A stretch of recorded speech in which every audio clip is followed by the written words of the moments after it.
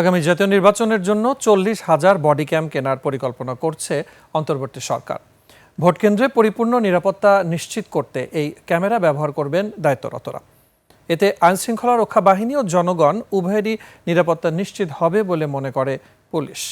Navid নওয়াজের report.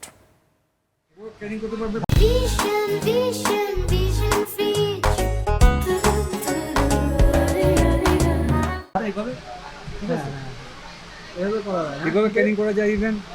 Even আপনি হাতে নিয়ে যেতে পারেন, আপনার কোথাও আপনি গেলেন, এটা হাতে নিয়ে গেলেন আপনার ক্যামেরাটা। বডি ওয়্যার ক্যামেরা বা বডি ক্যাম। মনিটর আপনার সামনে রইলো, আপনার এটা ক্যামেরার সামনে রয়ে গেল, আপনার ফ্রন্টের মধ্যে ক্যামেরাটা, আর মনিটরটা আপনার পিছনে দেখতেছেন কে কী করতেছে আপনার এইভাবে।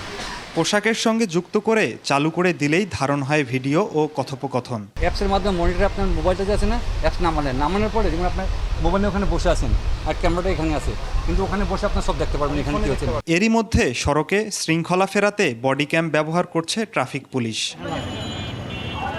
দোষী চালককে সহজেই শনাক্ত ও অপরাধীর সঙ্গে যে কোনো যোগসাজশ রেকর্ড হয় এই ক্যামেরায়।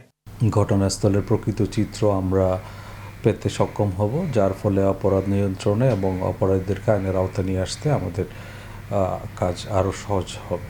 ত্রয়োদশ জাতীয় নির্বাচন ঘিরে 40,000 বডি ক্যাম কেনার কথা ভাবছে সরকার। আগামী অক্টোবরের মধ্যেই বিদেশ থেকে কেনা হবে এসব ক্যামেরা। বডি ক্যামেরার বিষয়টা একেবারেই আমাদের নতুন সংযোজন নয়। ইতিমধ্যে আমাদের ট্রাফিক পুলিশ সহ অন্যান্য অনেক ক্ষেত্রেই আমরা বডি ক্যামেরা ব্যবহার করে থাকি। চ্যালেঞ্জ না, বরং এটা আমি বলবো এটা আমাদের কাজে আর একটু গতি আনবে। আইনশৃঙ্খলা রক্ষা বাহিনীর সদস্যরা বলছেন, নিরাপত্তার কাজে কেউ প্রতিবন্ধক হয়ে দাঁড়ালে সেটাও জানা যাবে বডি ক্যামেরার মাধ্যমে। কাজে যদি কেউ প্রতিবন্ধকতা সৃষ্টি করে সেটাও কিন্তু সাথে সাথে রেকর্ড করা সম্ভব হবে। নাভিদ নেওয়াজ, 21 টেলিভিশন, ঢাকা।